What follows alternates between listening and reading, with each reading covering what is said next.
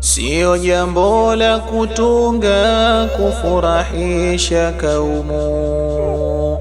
Kadhia imemtinga rafiki yangu wa damu, mkewe alipoaga ndipo akalifahamu. Kilio chake jirani ndicho kilimshangaza. Jirani kalia sana kushinda mwenye msiba, mayowe kila namna hakubakisha hakiba. Watu wanaulizana, kwani huyu ndiye baba? Kilio chake jirani ndicho kilimshangaza.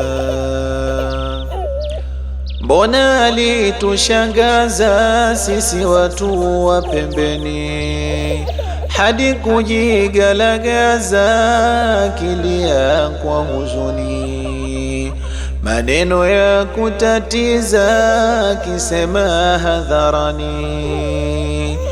Umenitoka jirani, nani atanipa raha? Mengi ulinifanyia jirani yangu hakika, nguo ulinifulia na chakula ukipika, deki ukinipigia na kitanda kutandika. Umenitoka jirani, nani atanipa raha? Nani ataniamsha na nyimbo zako laini, nyimbo za kumaanisha unacho kitu moyoni? Nani atahakikisha na kwenda safi kazini? Umenitoka jirani, nani atanipa raha? Mume alibaki hoi na situlo msibani, tulikuwa hatujui yote wafanyayo ndani. Kifo kimekuwa ndui, siri zote hadharani. Kuna kitu hatujui, anatuficha jirani.